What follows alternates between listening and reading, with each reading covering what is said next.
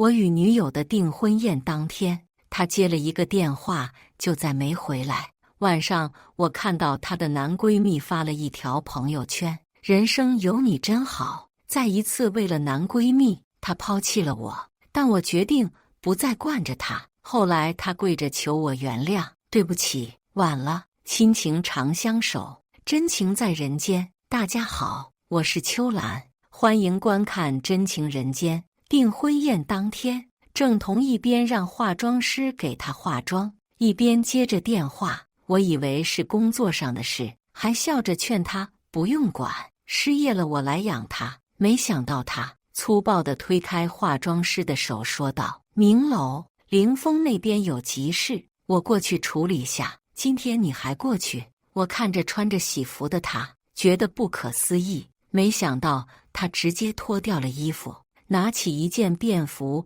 就往外冲。你今天出去了，我们俩就彻底完了。我在背后叫她，她头也没回。别闹，等我回来。每一次都是这样。为了凌峰，她可以一次次把我丢下，即使后来无数次证明凌峰根本没什么事，但谁叫凌峰是她的蓝颜知己，是她的男闺蜜呢？绝望是由一次次的失望累积而成的。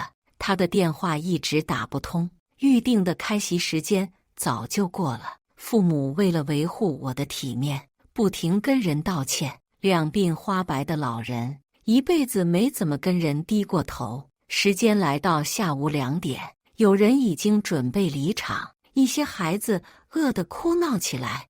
我终于决定不再等了。开席打了一个电话后，我来到酒席前，强挤出笑脸，对大家说道：欢迎大家来到我的创业宴，以后还请大家多多照顾。现场有人露出疑惑的表情，毕竟酒店前面挂着我和郑彤的巨幅海报。郑彤的父母也露出不喜的表情。但一会之后，我的几个大学同学都赶了过来，都是热闹又活络的人，立刻将现场的气氛重新暖起来。自从与郑彤在一起后，跟他们的联络就少了，但他们从不让我失望。酒席在一团和气中结束。郑彤的父母见人少了，这才过来质问我：明楼啊，你们2个搞什么鬼啊？家里亲戚都来了，怎么从订婚宴变成了创业宴？我没有多做解释，而是拿出手机，翻开朋友圈给他们看。凌峰和一个女人坐在河边看夕阳，配文人生有你真好。其实不用多做解释，自己女儿的背影，他们一眼就看得出来。郑彤的母亲面色难堪地解释说：这里面一定有什么误会，明楼你别多想，凌峰和彤彤从小就认识，他们之间不会有什么的。是啊，从小就认识的可不止他们2个，我也是啊。但对于郑彤来说，凌峰一直都排在我前面。如果有2张电影票，那么他一定会带凌峰一起去。我们3个曾经一起出去，我从他脸上看到了恃宠而骄，从郑彤脸上看到了厚此薄彼。我以为结婚了就会改变了，但这不过是我的一厢情愿。我对郑彤的父母说道：可能是我跟他之间的缘分不够。父亲接话说道：我们回去会劝劝这孩子，但毕竟是他们自己的事，而且明楼他也没有做错什么。郑彤的父母走了，边走还边说要回去教训郑彤，但对于我来说，郑彤已经与我无关了，让她跟她的男闺蜜幸福去吧。第2天一早，我出去锻炼，又买了早餐回来，结果发现多买了一份。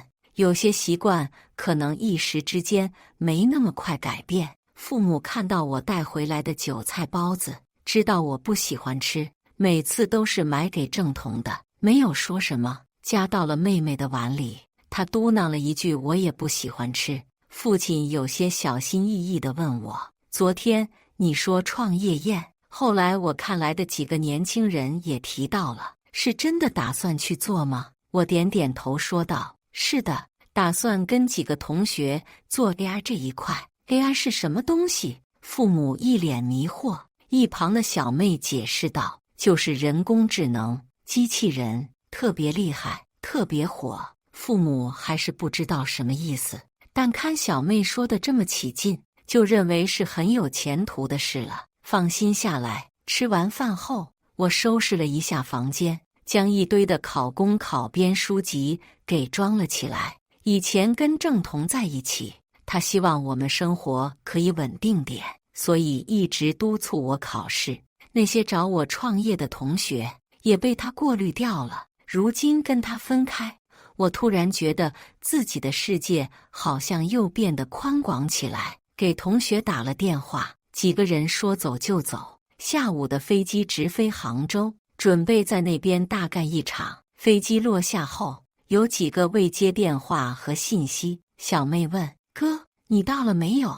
记得给我拍西湖的照片。父亲说：到否？回电话。他不太会发信息，每次都很少的字，标点符号也全是句号，还有创业群里的一堆黑鸡汤。兄弟们到了没？搞起搞起！就兄弟，姐姐我可在群里呀。先说好，到了后都把钱交出来，我来管。哟，财务阿姨现在就上岗了呀。除此之外，还有一条信息让我很意外，是林峰发来的。在哪？我想跟你解释下。在你大爷的！我拉黑了他。一旁的兄弟凑过来说：怎么舍不得？美人哪有江山重要？实在不行，江月也能凑合下。死猴子，你大爷的！江月也是大学同学，虽然是个女的，但性格大大咧咧，是所有人的兄弟。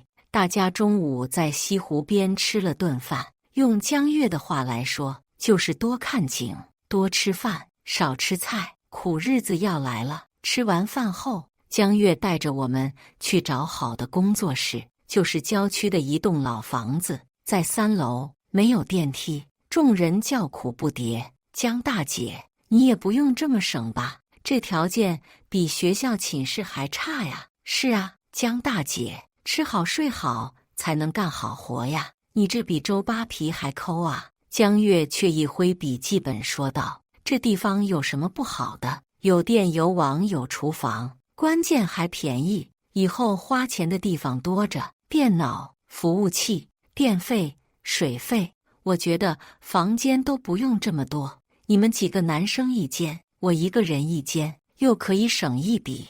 听到江月还要省，大家立刻表示这里很好，不用再换了。之后开始铺展开，大家带着各自的电脑，放好自己的洗漱用品，所有的东西都是能省则省自带的。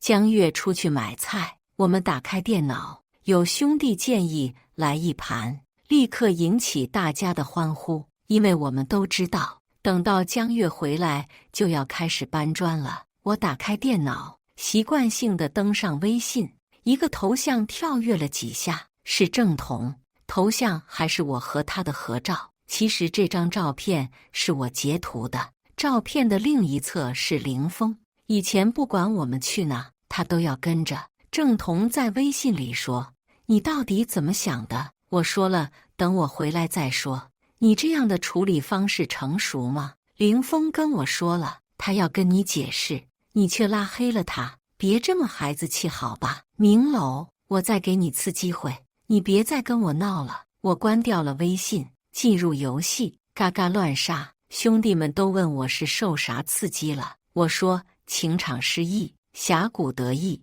就在我吹牛的时候，一个声音突然从背后响起：哦，我看你怎么得意的，晚饭不想吃了。说完，我的手就被按到了插座开关上。江月在我身后笑得狰狞，兄弟们立刻对我说道：大哥，坚持住，马上就要赢了。10分钟后，我终于坚持不住了，但幸好游戏还是赢了，这也说明有我没我没啥关系。晚上江月做了3个菜1个汤，没想到味道意外的好，大家都吃了好几碗。之后开了一个内部会议，确定了一下岗位，江月是财务经理兼厨师长，猴子是销售经理兼寝室长，秃子和我还有另一个兄弟是程序员兼卫生员。吵吵闹闹定下岗位后，大家就各自回房间睡觉了。江月单独一间，我和猴子一间，另外2个人一间。晚上郑彤又发来了信息，听叔叔阿姨说你去创业了，我跟你说过多少次了，别跟他们混在一起，没前途。你要是听我的，好好考试，我们之间早就结婚了，也不会拖到今天。你快点回来，我跟爸妈谈过了，可以补办订婚宴。我突然发现一件事，郑彤的话似乎不能再影响我的情绪了。我给他发过去一句，跟你男闺蜜订婚去吧。之后关掉手机准备睡觉，突然1罐啤酒扔了过来。猴子说，喝点，刚偷的，江月用来做啤酒压的，明天别露馅。想到自己有这么好的同学，以前却疏忽了他们，突然觉得有些愧疚，又有些庆幸。幸好你们还在。第2天，创业正式开始。我们想做的是通过 AI 技术来实现游戏的开放结局，类似现在的沙盒游戏，可以有多种结局线，但 AI 技术可以实现蝴蝶效应，也就是通过游戏角色的活动来影响整个游戏世界，从而满足不同游戏玩家对于游戏结局的幻想。简而言之，就是创造另一个数字世界。创业有时候就是这样，宏大到创造世界，渺小到只是游戏，这是一件工作量很大的事。猴子除了出去找赞助，回来还要帮我们一起研发程序，但开始并不容易，巨大的计算量，还有拉不到的赞助。再好的创意，在有一些苗头之前，也不会有人愿意跟着一起冒险。而我们几个人凑的创业资金却还在不断消耗，虽然钱都在江月那，但从他准备的饭菜看来，就知道财政情况确实恶化得很严重。一开始每天有肉，后来3天吃1次肉，再后来变成1个星期喝1次汤。大家的脾气也变得暴躁起来，经常争吵得很凶。虽然事后都和好了，但感情不是完全不受影响。这天，猴子带来一个好消息，说拉到了赞助，特意买了1提啤酒回来庆祝。大家都很高兴，觉得这个消息很振奋人心，纷纷追问他是谁这么有眼光。猴子却始终卖关子，最后被逼得没办法才说，有一家餐馆开业，需要 coser， 我看大学时大家都做过，所以就接了。只有6个小时，上午下午各3个小时，有2000块钱收入。江月就别去了，我没啥本事，带大家一起丢人了。猴子显得有些愧疚，但很快就被我们包围住。大家笑着说，一天2000块，买肉吃不香啊。死猴子，你想把老娘排除在外，你们自己去 coser， 做梦。咱们终于开业了，来喝酒。大家围坐在一起喝着啤酒。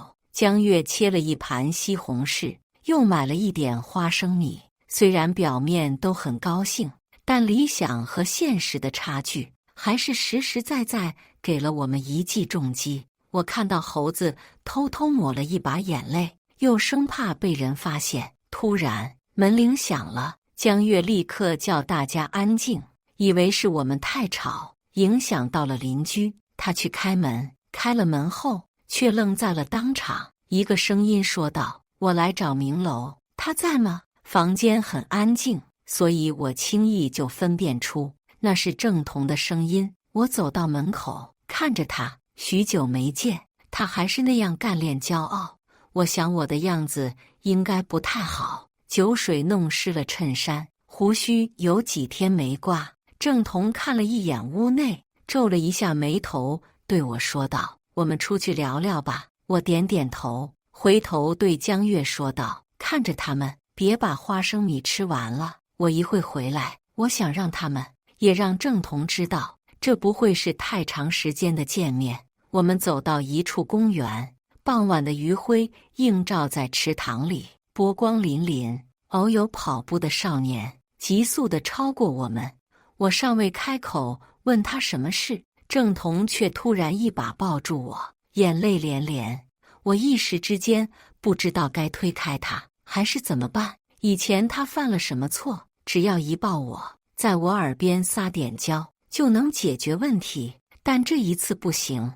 他见我没有反应，这才撒开手，看着我的眼睛问我：你不爱我了？以前你都会包容我的。是啊，我以前都会包容他，而他心里却只有男闺蜜凌风。我发着烧，他去陪凌风过生日，他说我吃了药，好好休息就行。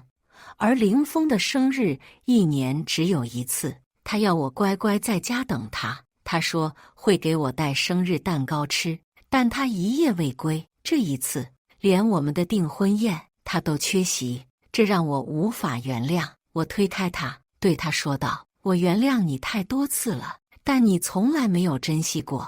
你不是不知道凌风对你的心思，但你选择装糊涂，选择让我大度。对不起，我做不到。感情里三个人太拥挤，既然他不愿意走，你不愿意推开，那干脆我推出去，成全你们。郑彤却抓住我的胳膊说道：可是我不喜欢他，我对他只是友情，对你才是爱情啊。有些是分轻重缓急的，我现在还不能告诉你，但是你等我1年，1年后我就告诉你。不用了。其实他这句话已经让我看出了亲疏远近。我回去了，他们还在等我。我第一次丢下郑彤一个人走，他在后面喊道：你们不会成功的，你还是会跟我回去的。回到租住的房子，打开门，房内发出一阵尖叫。猴子叹息着说道：居然回来了，江月，我输你30。原来他们用我打赌来着，虽然他们不说，但是我知道我的回归，他们还是很高兴的。次日一早，我们去往猴子找的演出点，其实就是一家新开业的猫咖，cos 服也都是些猫玩偶。猴子这货立刻上去抢了一套黑猫警长的服装，剩下的都是一些粉色的、萌系的。除了江月穿起来凹凸有致，确实像个猫女之外，其他人都挺着个大肚子，跟怀孕了一样。但所谓穿得越严，脸皮越厚。大家穿上服装后，扭臀跳舞，一个比一个妖娆。就在这时，我看到一个熟悉的身影，是郑彤。他在现场搜了一圈，就准确地找到了我扮演的那只猫。不知道为什么，看到他，我扭得更加起劲了。而郑彤一直皱着眉头。江月走过去，递给他一个气球捏的小狗，却被他一脚踩爆，然后愤恨地走了。江月愣在原地，我立刻跑过去，做了几个滑稽的动作，将他逗笑了。我们扮演了一天的玩偶，虽然很累，却是精神上难得的放松。而且这一天的时间，我都没怎么想到郑彤，或许他在我心里的分量越来越轻了。但没有想到，几天之后，凌风却过来了，还带来了一个惊人的秘密。凌风是在郑彤走后几天过来的，虽然已经入秋，但天气还是有些热，他却穿着厚实的衣物。他和我约在咖啡馆，一开口还是那样的说辞：明楼，我跟郑彤之间没什么的，就是很好的朋友。我们2个从小一起长大，无话不谈。我跟他之间比较亲密，如果要发生什么，早就发生了。那天之所以叫走他，是因为我确实出了一点事。我用手轻点着桌子，对他说道：你出了一点事，他就走了。你知道那天是我们订婚宴吗？我知道你们2个关系好，也知道你们分不开。既然这样，我主动退出不行吗？我喝了一口咖啡，苦涩的味道流到心里。他突然从随身的包里拿出一张纸，递给我说：这是我的检查报告，我得了肺癌，只剩下1年的时间了。我看了下报告，确实如此。虽然我预想过他的各种说辞，但这种还真是我没有预料到的。他接着说道：其实我不能说自己对于郑彤完全没有想法，而他应该也知道这点，只不过我刻意伪装，他假装不知。我们都想维系这段难得的友情，可是我只剩下1年的时间了，所以我想郑彤可以跟我相处1年，等我不在了，他还会回到你的身边。我把检验报告还给他，问道：郑彤答应了？他点点头。我笑了下，觉得很有意思。既然你们2个人都同意了，就去做呗，你们的事与我有什么关系？凌风突然说道。别逼着我，求你！我赶紧摆手。我这人最怕道德绑架，电视剧里的那种套路看看就行，让我去演，我是演不好的。我说了呀，你们自己决定。但对于我来说，郑彤已经做出了选择。其实很久以前，我就知道凌风在他心里占据了多重的位置。有1年，我妈生病住院，他答应跟我一起去医院看望，结果半路却跑了。我以为他是因为害羞不敢见家长，后来才知道那一天有演唱会，凌风临时约了他。刚开始交往的时候，郑彤特意给我打了预防针。他说自己有一个很好的男闺蜜，他说自己跟他一起长大，2个人两小无猜，青梅竹马，还做了好几年的同桌。我觉得谁都会有过去和异性朋友，也没有太在意。直到后来发现他们之间那样的关系，我不会去诬陷他们有什么不正常的男女关系，但我至少可以选择不参与进去。毕竟我不希望自己跟女朋友说的话，第2天就立刻被另一个男人知道了。那一天，郑彤从订婚宴上逃走，让我知道了一件事，那就是她的男闺蜜凌风不仅存在于她的过去，也存在于她的现在和未来，而这是我无法接受的。凌风的咳嗽声让我回到了现实，我帮他倒了一杯水，结了账，转身离开，希望自己不会再出现在他们的人生里，因为现在的我有了自己的人生，还有了暗恋我的人。知道江月暗恋我，是因为一些细节，比如每次吃饭，在我的碗底下都藏着一块肉或者一块鸡翅。我以为是每个人都有的，后来才发现其他人都没有这种待遇。几个人打扑克的时候，我总是感觉自己的手气很好，后来发现他有4个2都没有炸我爆单的牌。原来我不是赌场得意，而是情场。我曾经隐晦地问过其他人，得到的回答却是：你才发现啊，他从大学就暗恋你了。是个人都知道好吧，不是暗恋你，他一个下围棋的，加入什么象棋社，还不是因为你在，不是暗恋你。一听说你要创业，半夜3点给我们几个打电话，给我们画大饼。我一直没有注意到江月对我有着这样的心思，只是把他当作兄弟。或许也有过那么几个时刻，觉得他挺好看，挺有女人味的，但那时我已经有了郑彤了，所以其他女人对于我来说都不在备选项里了。正因为我自己是这样的想法和做法，所以我才不能理解郑彤和凌风之间的关系。但现在我跟郑彤已经分开，江月在我眼中变得不一样起来，尤其是知道他对我的感情后，再看他都有些不自在了。而除了我之外，表现更加怪异的就是猴子他们几个了。一起坐下吃饭的时候，总是把我的位子和江月放在一起，就算是压马路，也是故意把我推到他那一边去。我知道他们是有意撮合，但现在毕竟刚结束一段感情，所以我还没办法立马启程。那天傍晚，江月让我陪她去买菜，回来的路上经过公园，当时夕阳西斜，晚风阵阵，吹动她的长发在风里摇曳，淡淡的香味飘过来。她突然停下问我：明楼，你说我们创业会成功吗？我笃定地说：会的，毕竟我们做的是新兴产业，以后有很大的业务前景。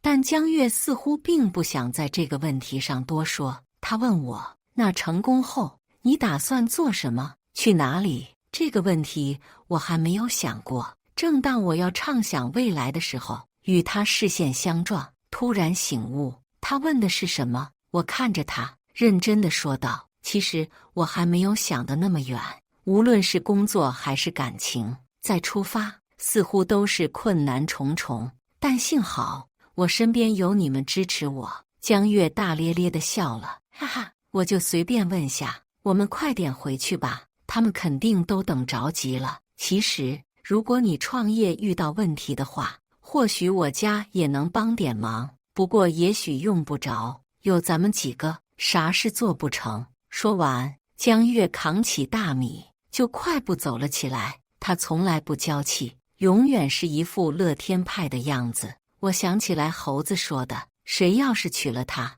日子红不红火不知道，但肯定不会无聊的。今天晚上的菜很好，因为我们终于谈成了一个客户。这次的客户是一家餐厅，要做的也就是点餐的程序，不过通过 AI， 他们希望能够做得更加智能和个性化。经过几天的赶工，我们终于完成了，只等明天交易就行。然而没有想到的是，交易的时候，我却遇到了最意外的人，就是郑彤。他跟餐厅老板坐在一起，叫他叔叔。我突然意识到，事情似乎没有那么简单。果然，餐厅老板说道：今天的谈判由我侄女郑彤女士全权负责，你们可以跟她谈。说完，他就闭目养神了。江月这时主动站出来，对郑彤说道：郑小姐，那我们谈一下具体的合作协议，不知道您叔叔有没有提过我们之前的约定？江月还没有说完，就被郑彤打断：我们只谈现在，告诉我你们能为我做的，还有希望我付出的。江月说道：我们的 AI 模型具有记忆和计算能力，可以记住用户的点餐习惯，从而推荐合适的菜单，提高顾客的用餐体验。同时，通过大数据分析，能够对餐厅的用餐情况进行分析，从而使采购环节更加精细，避免食材的浪费。当然，还有一些其他的功能和用处。而我们希望的是之前谈好的餐厅年收入的5%作为软件的维护成本。郑彤喝了一口茶，说道：听起来还不错，不过你们的想法似乎太稚嫩了点。我提点一下你们，首先，餐厅的年收入是可以通过成立另一家公司进行运作，来实现年收入只有1块钱的，也就是说，你们的报酬就会变成5分钱。其次，你们并没有提到软件的专利保护问题。我可以预估出，只要你们推出这个软件，那么没有几天就会出现山寨版。创业没有那么简单的。最后一句话，他是跟我说的。看着跟我一起忙了几天，胡子拉碴的兄弟，我愤怒地质问郑彤：你到底想要干什么？要不要私下谈一谈？他走向窗口，等着我。我们在餐厅靠窗口的位置坐下。郑彤看着我，突然笑了：还生气呢？林峰跟你解释过了吧？他都这样子了，我不可能不管的。你等我1年就好。如果不是我求叔叔，你们的软件连跟客户谈一谈的资格都没有，谈什么创业成功？看清现实吧。明楼，回我手边来。郑彤从毕业后就在自己家的公司工作，我跟他谈恋爱之后，也被他抓了壮丁。虽然我心里有许多想法，也跟他提过，但他每次都是不屑地说：你清醒一点吧，有商业价值吗？别再白日做梦了，就在我家的公司好好干下去。虽然郑彤和我都隐瞒了身份，但公司里的人精们早就猜了出来，大家都是在演戏而已。因为郑彤喜欢搞技术的我，被安排到了行政岗位，我觉得很无聊，浪费生命。但郑彤却觉得，如果没有我的关系，你怎么可能升职这么快？其实他不知道的是，我一直都很不喜欢这样的工作状态，所以我们之间的关系破裂，或许早就有预兆，只是因为凌风这件事提前了。我看向不远处的兄弟们和江月，对郑彤说道：“我不会让他们失望的。”但郑彤却将手里的合作协议撕毁，说道：“我不会让你留在这里的。”看到郑彤撕毁了协议，兄弟们没有听到，也知道谈崩了。他们并没有怪我，而是和我站到了一起。郑彤恼怒地吼道：“我不会让你们在这里立足的，还是和以前一样，一旦达不到愿望，就原地爆炸。”我突然想不起来自己以前怎么会喜欢他的。虽然对于郑彤的突然介入，让大家都很义愤填膺，也跟我站到了一起，但还是引起了一些变化。首先是另一个程序员提出了辞职，他的离开我并不意外，因为相对于我们其他人来说，他和我们几个的关系最淡。但是对于他这段时间的付出，我们还是表达了感谢。少了一个人之后，工作量变得很大，我们天天加班，特别是秃子，几乎不睡觉。他的头发眼瞅着越来越少，干劲却越来越足。为了防止软件被人轻易模仿，我们一大半的精力用来设置模仿障碍，真是让人无奈。程序完善好的那天，秃子却提出了离职。他虽然和我们是同班同学，但结婚早，家里有一个刚出生没多久的孩子。对于他来说，梦想太过奢侈，和我们一起创业这段时间，就像是做了一场美梦，也是对大学、对不切实际的梦想的告别。对于他的离开，我们都很惋惜，一致表态会给他保留最初的股份。虽然现在公司一文不值，秃子离开后，我们继续找商家，但却接连碰壁，这当中确实有郑彤的影响。对于商界来说，我们是新人，而一个叱咤江湖多年的餐饮老板的话，自然会影响别人对我们的第一印象。很多人见到我们第一面就是你们就是那几个毛头小子，听说过，东西挺好，但做生意还有人情世故。接连的碰壁让大家都有些气愤。猴子甚至问我有没有跟郑彤在一起的不雅视频之类，去报复他。结果被江月狠狠瞪了一眼。江月故作深沉地说：“别着急，我有办法。既然是比背景，我就让他们知道这个商界谁做主。”如此中二的话，让我们都愣住了。没想到后来郑彤的叔叔真的没再找我们麻烦，而那些商家对我们的印象也好了起来。我们都很好奇，江月到底有着什么家世，这么厉害？猴子更是直接抱大腿说道：“江大姐，求包养，你不是哪个财阀家的千金吧？要不然你甩了名楼，跟我在一起，我嘴甜体壮会暖床。”我和江月同时让他滚，但我也好奇江月到底做了什么。没想到他说自己家里确实开了一个小快递公司，业务量不大，但自己亲爹在外卖骑手中很有威信，是好几个群的群主。于是他们联合不送郑彤叔叔店里的外卖，导致他的营业额少了很多。不仅如此，他们还发挥外卖员走街串巷的能力，大力帮我们推广。虽然他们可能也说不清我们是做什么的，但却特别卖力。于是我们的评价直线上升，业务开展起来也容易多了。公司终于有了公司的样子。不久之后，我们搬进了新的办公大楼，秃子也被我们找了回来。公司进进出出，每天都有很多人。但我没有想到有一天会再看到郑彤。那天郑彤出现在门口的时候，我很吃惊。他穿着婚纱，却一脸憔悴。我已经听说了最近在他身上发生的事，即使我爸妈不爱八卦，但还是绘声绘色跟我说了一遍。原来郑彤回去后就和凌峰订了婚，两家人一起吃了酒席，后来还拍了婚纱照。凌峰还想要打结婚证，但郑彤没有同意。就在举行婚礼的前几天，郑彤突然发现了一件事，原来凌峰根本没有生病，所谓的命不久矣，不过是他骗郑彤在一起的手段而已。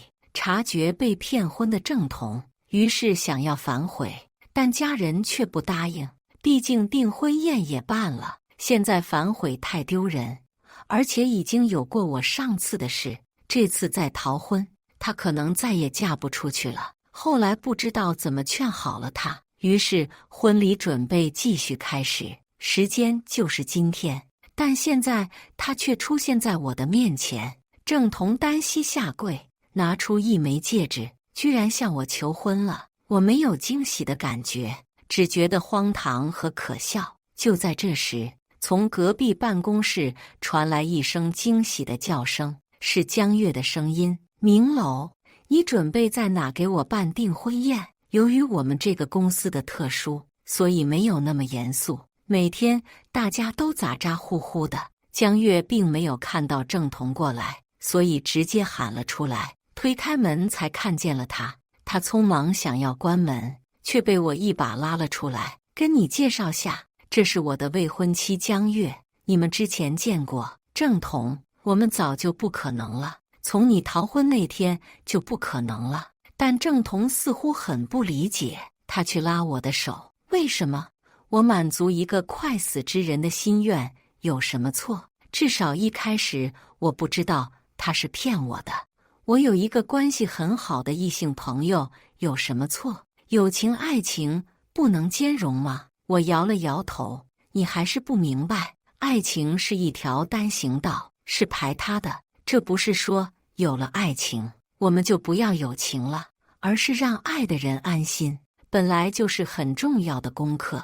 男闺蜜有也好，蓝颜知己也好，合不合适不是看你自己的感觉，而是看另一方的感受。不管怎么样，我还是祝福你。听到我的话，郑彤泣不成声。之后凌峰赶了过来，他还穿着新郎的衣服过来拉郑彤，却被他推开。两个人在我们公司就吵了起来，还是江月发火，把他们都赶走了。猴子在一旁怪声道：老板娘发火了，快跑啊！被江月追着跑。不大的公司里充满着欢声笑语。订婚那天，我们请了很多人，许多都不认识，是当初那些外卖骑手。如果没有他们，也没有我们的今天。郑彤居然也送了鲜花过来。听爸妈说，他跟凌峰还是分手了。原来情比金坚的友情也不过如此。其实他不是离不开凌峰，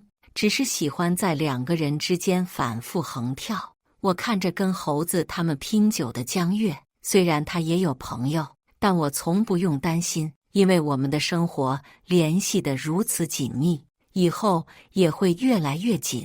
感谢大家的观看，欢迎大家在下方评论区讨论。如果你喜欢这类故事，记得点击订阅真情人间，并分享给更多的人，这会对我帮助很大。再次感谢大家的观看。